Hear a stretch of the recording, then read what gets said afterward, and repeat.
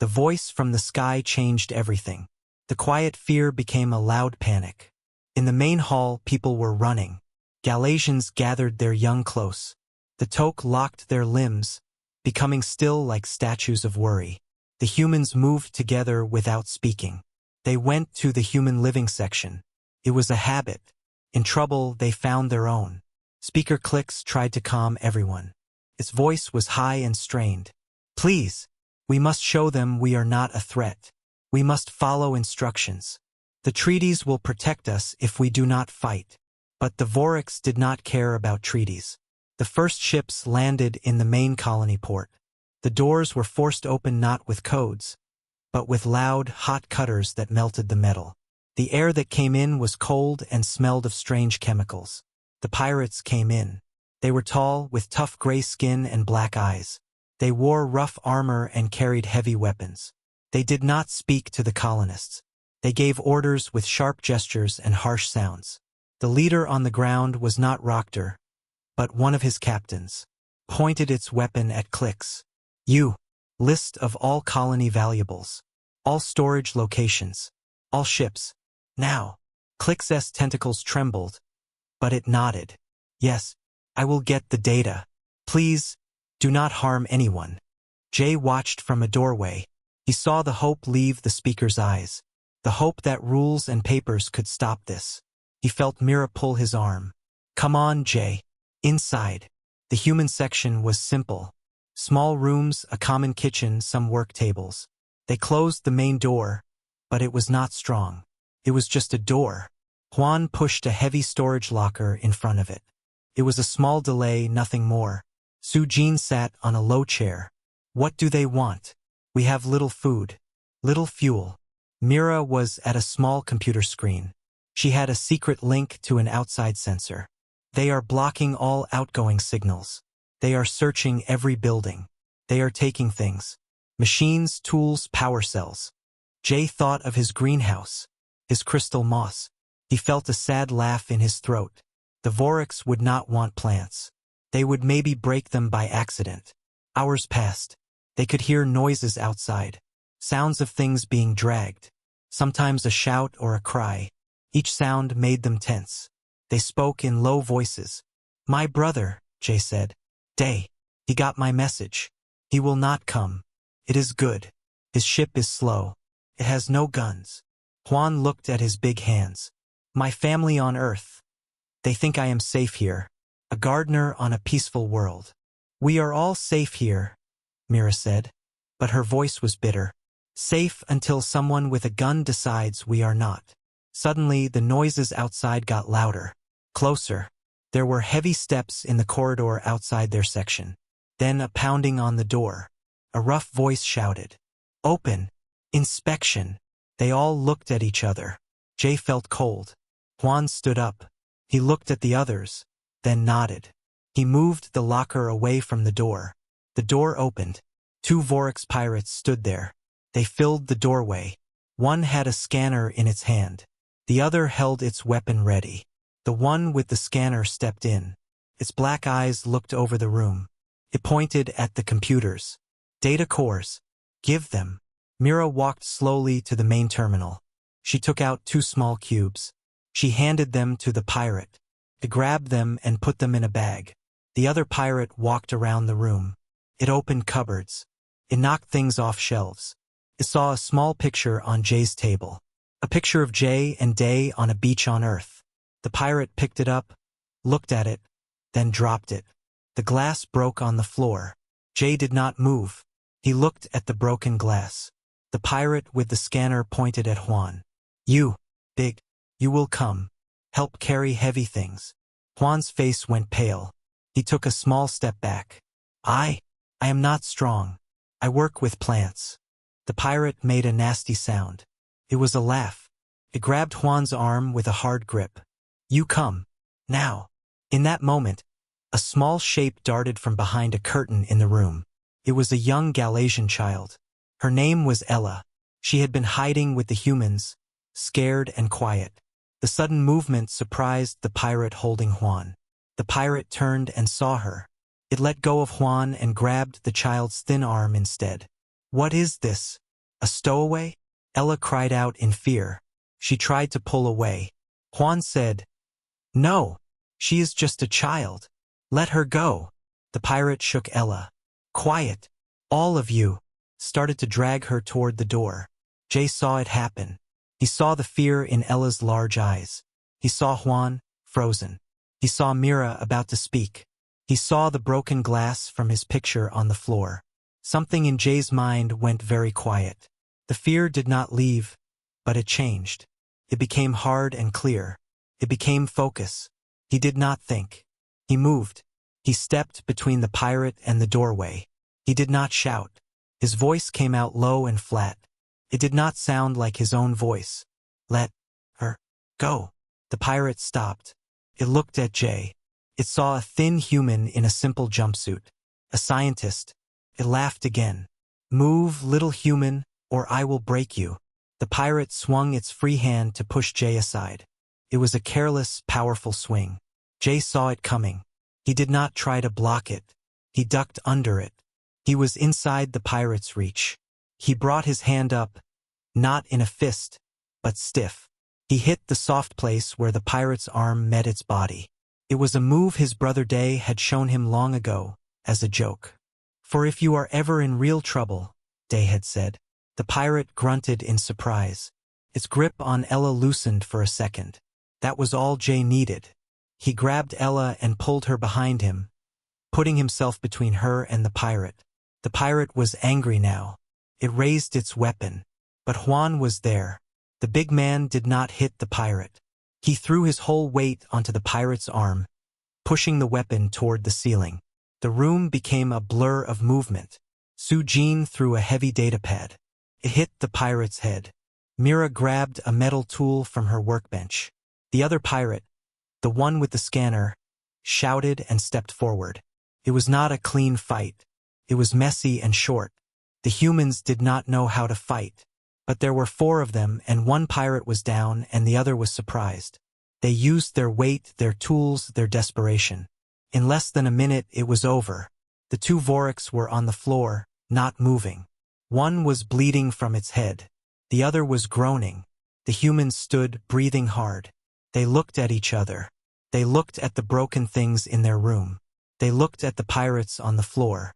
Ella was crying softly behind Jay. Jay looked at his hands. They were shaking. He felt sick. He also felt something else. A cold, solid feeling in his chest. They had done it. They had fought. But they all knew the truth as they listened for more footsteps in the hall. This was only the beginning. And now the Vorax would be very, very angry. Silence filled the room after the fight. The only sounds were their own heavy breathing and the soft cries of the Galatian child, Ella. Jay looked at the 2 Vorax on the floor. One was not moving. The other groaned, a low and ugly sound. The reality of what they had done felt like a physical weight. Mira was the first to move. She stepped to the door and looked down the hallway. It was empty for now. She closed the door. The lock was broken from the outside, so she dragged the heavy storage locker back in front of it. The scrape of metal on the floor was terribly loud. "They will come back for them," Su-Jin said. Her voice was quiet but steady. She was already picking up the fallen datapad.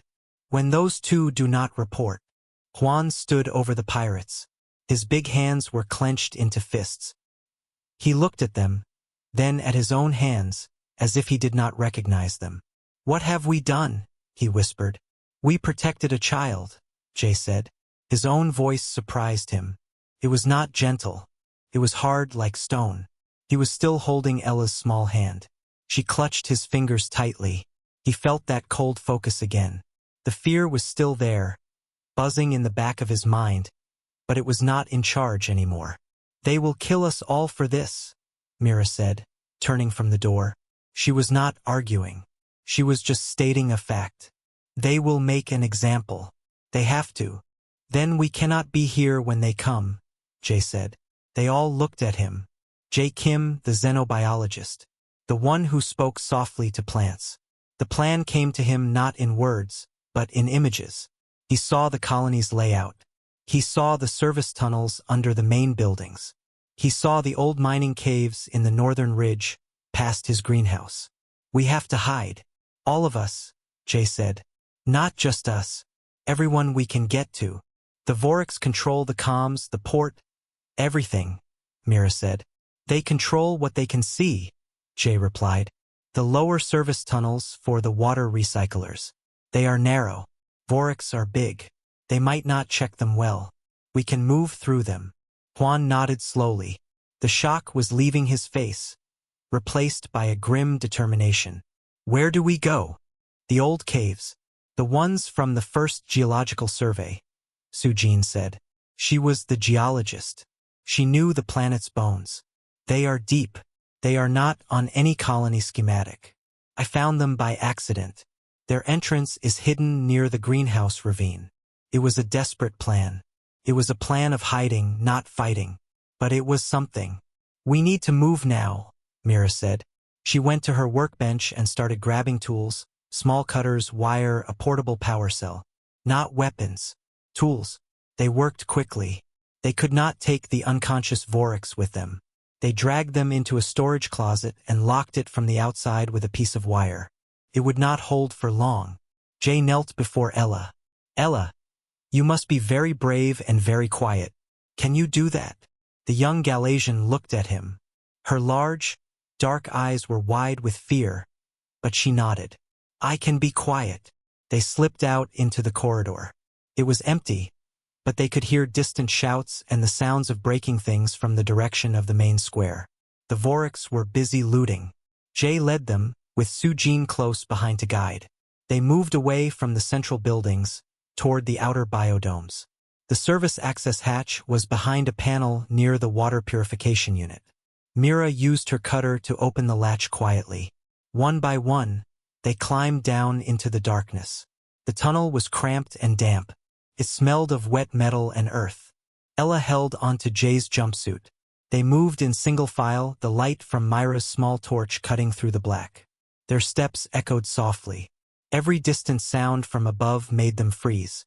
After what felt like hours, they came to another hatch. This one led up into the back of Jay's greenhouse dome.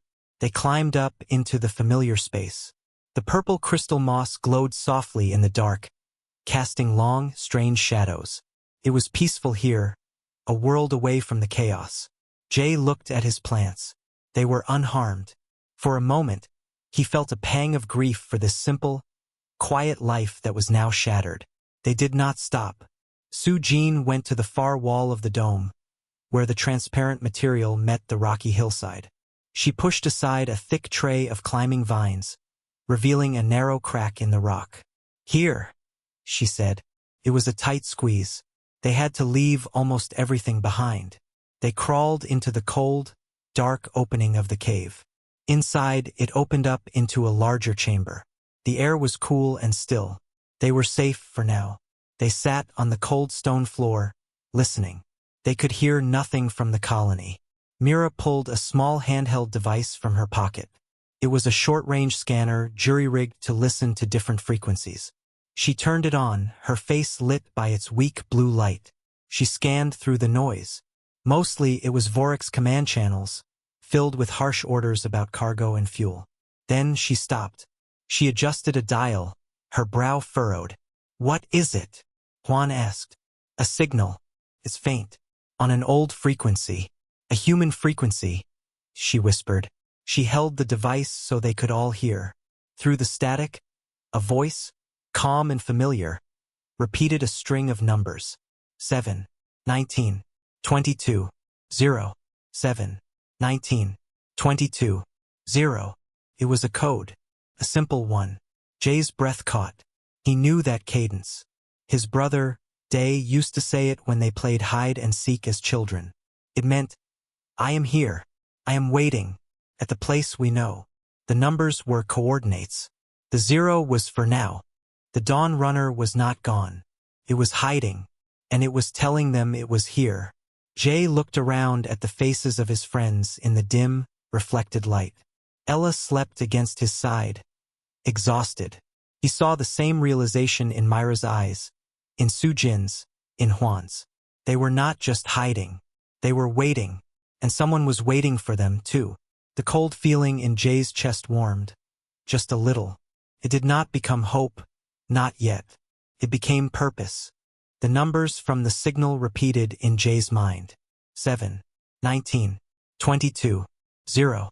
They sat in the dark cave, listening to the soft hum of Myra's scanner. The child, Ella, slept fitfully. The cold from the stone floor seeped into their bones. "It is day," Jay said finally, his voice just a whisper in the dark. "The code. It is from when we were boys. The numbers are for a location. A game we played." Mira looked at her device. "It is an old, low-power band. The Vorik scanners will not notice it. They look for strong, new signals. Not this." She looked at Jay.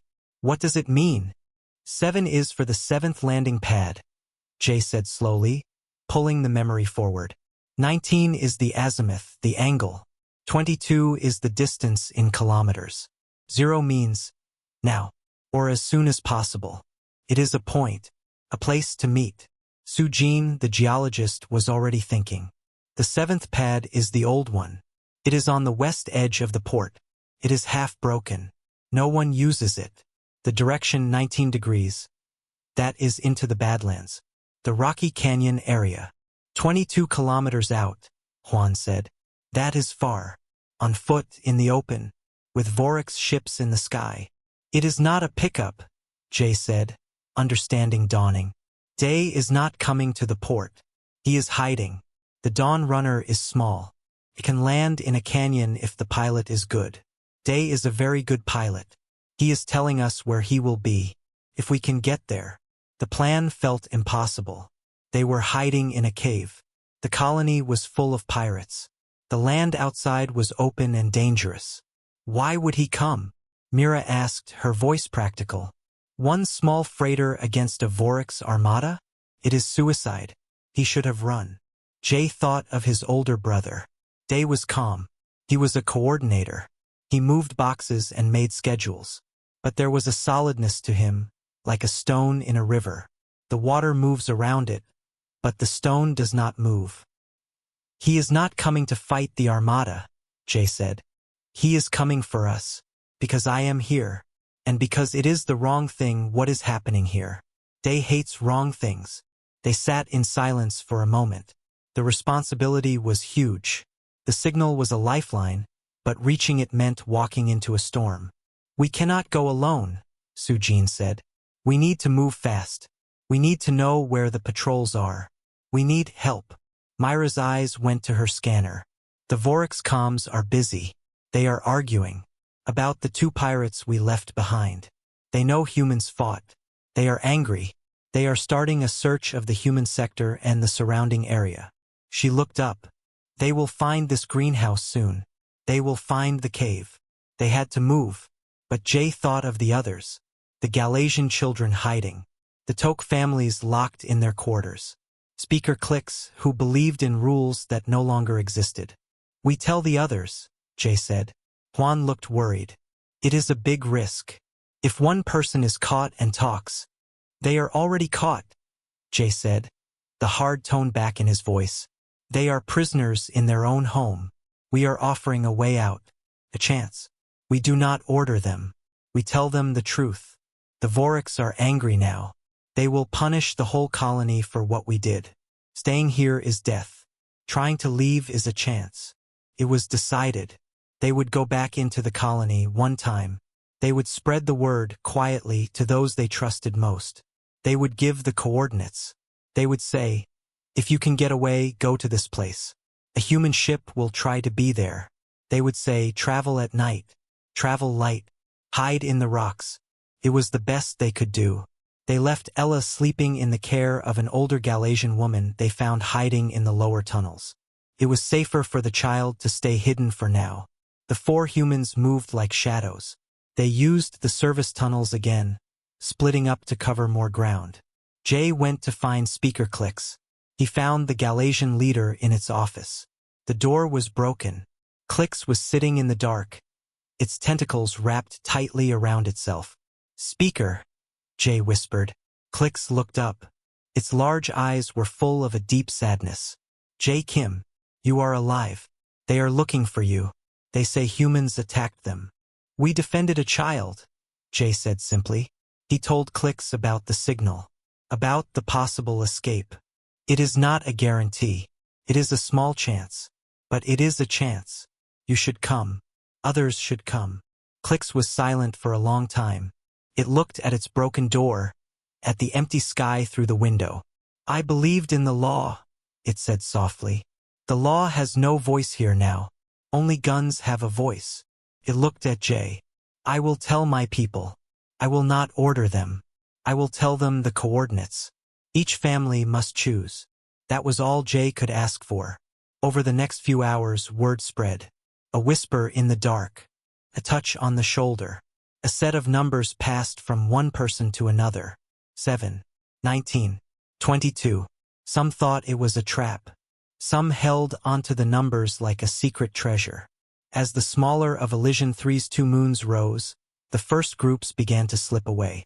A Toke family, moving silently on their hard legs, vanished into the brush beyond the water reclamation plant. A group of young Galatians carried their younger siblings into the ravine. Jay, Mira, Juan, and Su-Jin met back at the cave entrance as the sky began to turn from black to deep purple. They were tired. They were scared. But they had done it. They looked back at the colony. Lights moved around the main buildings, Vorik searchlights. They heard the distant growl of a patrol skimmer. They know people are missing, Mira said. Yes, Jay said. He looked toward the west, toward the Badlands, toward the coordinates. Now we run. The run to the Badlands was a journey through a dark dream. The open ground outside the colony felt huge and exposed. There was no cover, just low, tough grass and scattered rocks.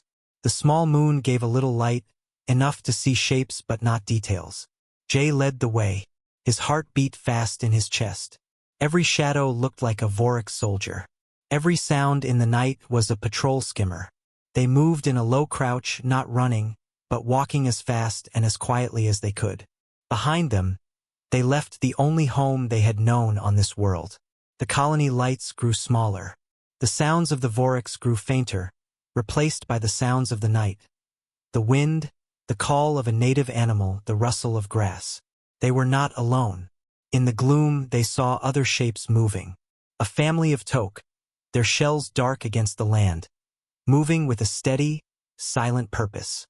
A small group of Galatians helping each other over the rough ground. No one spoke. The shared goal was the only thing that mattered. Juan carried a pack with some water and basic tools. Mira had her scanner, checking it often. Su-Jin watched the land, using her knowledge to guide them away from soft ground or sudden drops. Jay kept his eyes on the horizon, looking for the first dark line of the canyons. After an hour, they reached the first rocky slope. It was a relief to be out of the open. The rocks were sharp and cold. They climbed carefully. Their hands got scratched. Their breath made small clouds in the cold air. They found a small hollow in the rocks to rest for a few minutes. They drank a little water. They looked back. The colony was just a tiny cluster of lights far away. It looked peaceful from here. Do you think many got out? Juan asked, his voice rough. Some, Mira said, looking at her scanner. I see small heat signatures moving this way. Scattered. Many stayed. They were too afraid, or they could not leave. Jay thought of Ella, the little Galatian girl. He hoped the older woman could get her out. He felt the weight of their choice. They had started this. They had given people a direction, but they could not carry them. We should keep moving, Su-Jin said. We need to be deep in the canyons before sunrise. They started climbing again. The land grew steeper. The rocks turned from gray to a deep red. They were entering the Badlands. The canyons were like giant cracks in the world, dark and deep. Jay checked the compass on his wrist. He adjusted their direction. 19 degrees. They followed a narrow animal trail along the top of a ridge. Below them, the ground fell away into blackness. Then they heard it. A low, humming sound in the sky. Not the wind. They all froze. Mira pointed. A shape moved against the stars. It was a Vorix patrol skimmer. A small, fast ship with a bright searchlight on its front. The light swept over the rocks below the ridge, turning night into harsh day for a second. Down, Jay whispered. They dropped flat against the cold rock. The searchlight beam passed over their heads. It was so close Jay could feel the heat from its engine. The skimmer moved slowly, searching, turned and came back. It had seen something, maybe another group of escapees. The beam fixed on a spot lower down the slope. Jay heard a faint cry, quickly cut off. The skimmer hovered. 2 figures in heavy armor climbed out. They moved toward the source of the sound. Jay's stomach twisted. Someone was caught. Mira touched his arm. Her face was pale in the moonlight. She shook her head. Her meaning was clear: we cannot help. We will be caught too. It was the hardest thing Jay had ever done. He pressed himself against the rock, his eyes closed. He listened to the rough voices of the Devourers below, the sound of something being dragged. Then the skimmer's engine roared, and it lifted away, taking its prisoners with it. The night was quiet again. The silence felt worse than the noise. "We have to go," Sujin said softly. Her voice was full of pain. They got up and moved on. The incident made them more careful, more afraid. They moved like ghosts now, from rock to rock, avoiding open spaces. The hope that had started with the signal felt fragile, like a thin piece of glass. Just before the first light of dawn began to color the eastern sky, they reached the place. The coordinates led to a high cliff overlooking a deep, narrow canyon. There was nothing there, just rocks and silence and the vast, empty sky. Juan sank to the ground, exhausted. "We are wrong. Or we are too late." Jay looked around, his heart sinking. Had they misunderstood? Had they been caught? He walked to the very edge of the cliff and looked down into the canyon. It was a sheer drop, hundreds of meters down to a dry riverbed. Then he saw it. Not a ship. A mark. On a flat rock near the edge, someone had placed 3 small stones in a very specific pattern. An arrow made of stone, pointing straight down into the deepest shadow of the canyon. "There," Jay said, pointing. Mira came and looked. "He is down there, in the canyon. He cannot land up here, it is too open. He is waiting at the bottom." The problem was clear. They were on top. The ship was at the bottom. There was no path down this cliff. It was a straight drop. They all stared at the impossible gap between them and rescue. The first ray of sunlight touched the highest rock above them. The night was over. They were stuck on a cliff, with Vorex patrols now hunting in daylight. The cold feeling in Jay's chest returned. They had come so far. They had gotten the message. They had reached the place. But the last step was a wall of stone and air. The dawn light was not kind. It showed how trapped they were. They stood on the high cliff, looking down at the stone arrow and then into the deep shadow of the canyon. The bottom was far, far below. The walls were smooth, red rock. There was no way down. Juan sat with his head in his hands.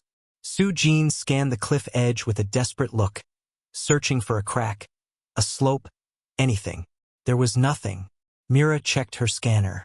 Her face, lit by the screen, was tight with worry. The Vorex are expanding their search pattern. They are angry about the escaped colonists. They are sending more skimmers this way. We have maybe an hour before one flies over this canyon. Jay stared at the 3 stones. His brother Day was down there. He had come all this way. He had left a sign. He was waiting, and they were stuck here. The cold, hard feeling that had started in the colony grew hotter.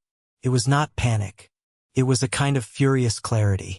They had not come this far to be stopped by a rock wall. They were humans. They did not have claws to climb or wings to fly, but they had minds. And they had the things in their pockets. "Okay," Jay said, his voice quiet. "We cannot go down. So we bring him up." The others looked at him.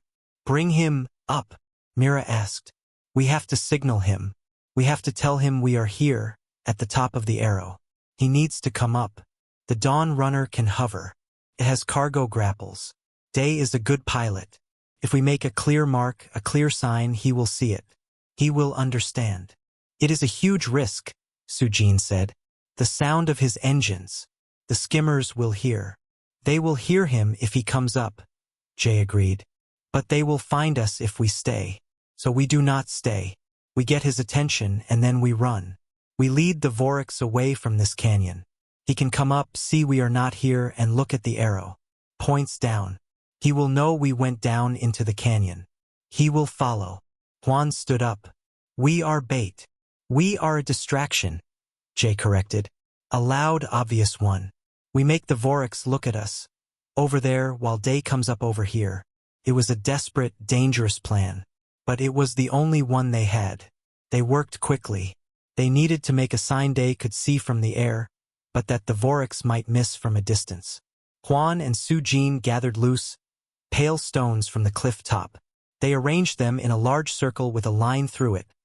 The old human symbol for no or wrong. It was a signal they had used as children. It meant, not here. Look at the map again. Meanwhile, Mira and Jay worked on the distraction. They needed to be seen. They took the reflective thermal sheet from Juan's pack. They found a dry, thorny bush and tied the sheet to it. It would flap in the wind, catching the sun. From the air, it would look like a signal. They placed it on a high rock about 500 meters away, back toward the colony. It was far enough from the canyon edge to draw attention away. Just as they finished, they heard the hum. A Vorax skimmer moving along the edge of the Badlands. It was searching. Now, Jay said. Mira took a small flare from her emergency kit. It was not for signaling ships. It was for lighting dark repair tunnels. It burned a hot, bright white. She pointed it at the reflective sheet and ignited it. The flare spat brilliant light. The beam hit the reflective sheet. Instantly, it became a dazzling, dancing star on the rock face. It was impossible to miss. The reaction was immediate. The distant hum of the skimmer changed to a sharp whine. Turned. The searchlight snapped on, sweeping the rocks. Fixed on the flashing light. Run! Jay yelled. They ran. Not back toward the canyon, but along the ridge away from the stone arrow. They ran as fast as they could over the broken ground. They heard the skimmer behind them, getting closer. The searchlight beam swept over their heads.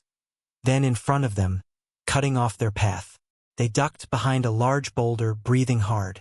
The skimmer hovered above them. A loud, amplified voice boomed down. Humans! Surrender! Come out now! Jay looked at his friends. Their faces were set. They shook their heads. No surrender. Then, from the direction of the canyon, they heard a new sound. A deeper, heavier rumble. It was not the whine of a skimmer. It was the strong, steady thrust of a ship's engines. The Dawn Runner. The Vorax skimmer heard it too. It spun in the air, confused. Its searchlight left the humans and swept toward the canyon rim. That was their chance. Go, go, go! Mira urged. They scrambled from behind the boulder and ran downhill, into a maze of smaller rocks and gullies. They were out of the searchlight now. They could hear the skimmer's engines roaring as it sped toward the new sound. They climbed into a deep, narrow crack in the earth and pressed themselves against the cool stone. They listened. Above them, the sky was full of noise. The deep rumble of the Dawn Runner grew louder. They heard the sharper, angrier whine of the skimmer. Then, a new sound, the loud, rapid crack crack crack of the skimmer's light cannon. Day's ship was not armed. He could not fight. Jay's heart felt like ice. They had led the Vorax right to his brother. Then the deep rumble changed. It became a thunderous roar. It was not the sound of a ship flying. It was the sound of a ship climbing. Fast. The sound moved from the canyon, up over the cliff top, and then shot away across the sky, trailing a long, loud wake of noise. The skimmer's whine shot after it, chasing the Dawn Runner, the cannon fire fading into the distance. Silence slowly returned to the canyon rim. The four humans sat in their crack in the ground, not speaking. The plan had worked. The Vorax were gone, chasing Day. They were safe for the moment. But Day was now being chased by a Vorax attack skimmer. And they were still stuck on the wrong side of the canyon. Jay closed his eyes. He had asked for a rescue. He had brought his friends here. And now he might have just gotten his brother killed. The silence after the ships left was heavy. The four humans sat in the narrow crack in the rock, listening. The sounds of the chase faded into the vast sky. Jay felt a hollow space open inside him. His plan had saved them for now, but it had sent the danger straight to his brother. Mira was the first to move. She slowly peeked out of their hiding place. "They are gone," she whispered. The skimmer followed the dawn runner. It went east, toward the sun. "They will catch him," Juan said, his voice flat with despair. "A cargo ship cannot outrun a patrol skimmer." Jay did not answer. He climbed out of the crack. The morning sun was warm on his face. He looked toward the canyon edge. The 3 stones were still there, the arrow pointing down. Day had seen it. He must have. Why else would he have flown up so fast, so loudly? He was leading the skimmer away. On purpose. "He is giving us time," Jay said, the realization dawning. He saw the arrow. "He knows we are down in the canyon. He is leading the hunt away from us." "So what do we do?" Sujin asked. "We are still on the wrong side. And he cannot come back. Not with that skimmer chasing him." "We go down," Jay said. He pointed away from the sheer cliff. "We find another way. A slope, a crack, something. We get to the canyon floor. If Day can lose that skimmer, he will come back to the coordinates. He will look for us at the bottom. We have to be there." It was their only path. They moved along the canyon rim, searching for a way down. The land was broken and wild. After 30 minutes of careful searching, Sujin found it. Not a path, but a steep, rocky slide where part of the cliff had collapsed long ago. It was dangerous, loose with gravel and sharp stones. But it went all the way to the bottom. They went down slowly, carefully, sending small avalanches of rock ahead of them. They slid the last part, landing in a cloud of red dust on the dry canyon floor. They were in deep shadow. The walls rose straight up on both sides, with only a thin strip of blue sky above. They were in the right place. Now they had to wait and hope. Hours passed. The strip of sky grew brighter. They had no water left. They sat in the shade of a large boulder, listening. They heard only the wind whistling high above. Then, a new sound. A low, deep hum, growing slowly louder. It was not the sharp whine of the skimmer. It was the familiar, steady rumble of the dawn runner's engines. Jay stood up, his heart leaping. The others scrambled to their feet. The sound came closer, echoing off the canyon walls. Then they saw it. The ship came slowly around a bend in the canyon, flying low. It was not sleek. It was a boxy, sturdy cargo freighter, its hull marked with old paint and small dents. It was the most beautiful thing Jay had ever seen. The dawn runner hovered, then settled gently on the canyon floor a short distance away, its engines kicking up more red dust. A ramp lowered from its side. A man walked down the ramp. He was not tall. He wore a simple pilot's coverall. He was Captain Dae Kim. He looked tired, but his eyes were calm. He saw his brother and a small, tired smile touched his lips. Jay ran forward. The 2 brothers met in the middle of the dusty canyon floor. Dae put a hand on Jay's shoulder. "You made a mess, little brother," Dae said, his voice quiet. "You came," Jay said, the words thick in his throat. Dae nodded. He looked past Jay at the others, Mira, Juan, Sujin. He saw their scratched faces and their tired eyes. "Of course I came," he said, as if it was the simplest thing in the world. "Now who else is here? We must go, quickly. That skimmer is damaged, but not dead. It will call friends." They gathered the other colonists who had made it to the canyon, 2 Tok families, a group of 6 Galatians, including the woman who held a sleeping Ella. There were about 20 in all. They hurried onto the ship. The cargo hold was not made for people, but it was clean and safe. As the last person came aboard, they heard the distant whine again. The skimmer was returning. Dae went to the cockpit. Jay followed.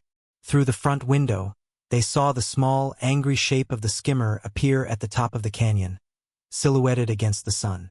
It began to climb down into the canyon after them. Dae's hands moved over the controls. "Hold on," he said, not to Jay, but to the ship. The engines roared to life. The dawn runner lifted off the canyon floor. It did not try to run back the way it came. Instead, it flew forward, deeper into the winding canyon. The chase was different now. In the narrow stone walls, the big, steady freighter had the advantage. Day knew how to fly. He took tight turns, flying close to the red rock walls. The faster, lighter skimmer was more agile, but its pilot was not as good. It scraped against a wall, spinning for a second. Day saw his chance. He flew toward a narrow tunnel, a natural stone arch. It was a tight fit. "He will not follow," Day said. "He is already hurt. He will not risk it." The Dawn Runner shot through the archway, its wings almost touching the stone.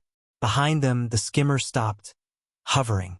It fired its cannon, but the shots hit the archway, crumbling rock. Then the skimmer turned and flew back the way it came, defeated. They were free. The ship flew out of the canyon and into the open sky. Day set a course away from Elysian 3, toward the nearest Concord beacon. Jay stood in the cockpit doorway, looking at the stars. He thought of the colony of those left behind. It was not a victory. It was an escape. But they had saved some. They had fought back. They had not been helpless. Day spoke without looking away from the controls. "The galaxy will hear of this," he said. "They will hear that when the Devourers came, the diplomats and the soldiers were not there.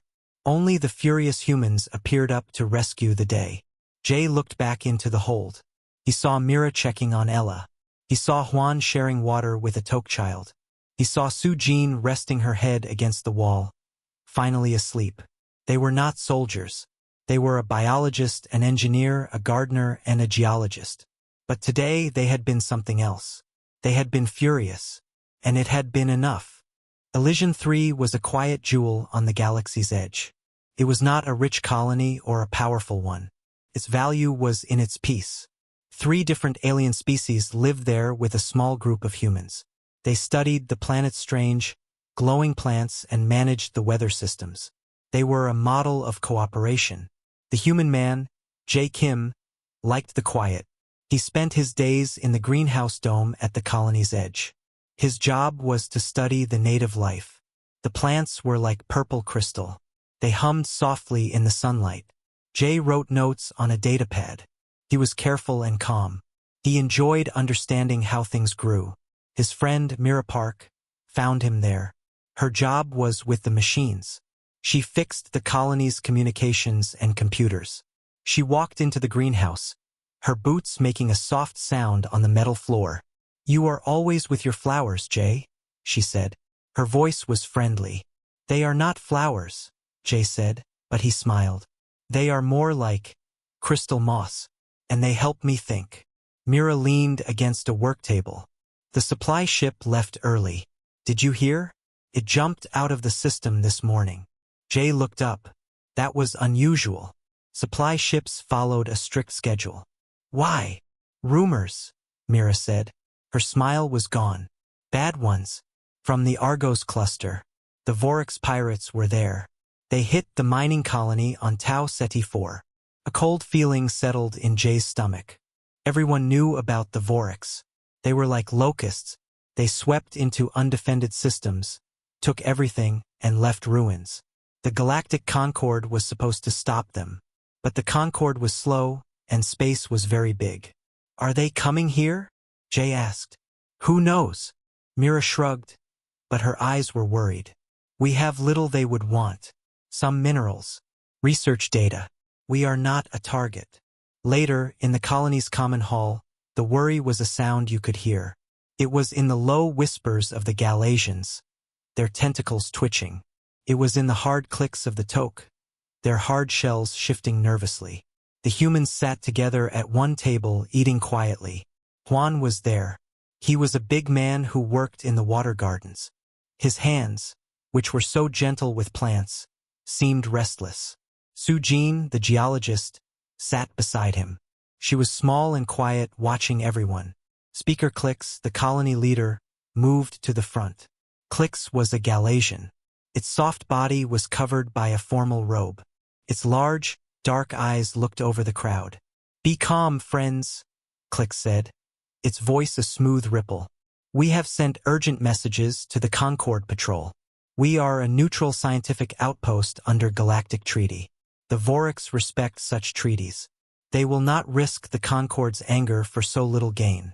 We must continue our work and show no fear. Jay wanted to believe it. He looked at his friends. Mira tapped her fingers on the table, thinking about signals and defenses they did not have. Juan looked at the scared Galatian children across the room. Sujin just listened. That night, Jay sat in his small room. The planet had 2 moons. Their light made soft shapes on his floor.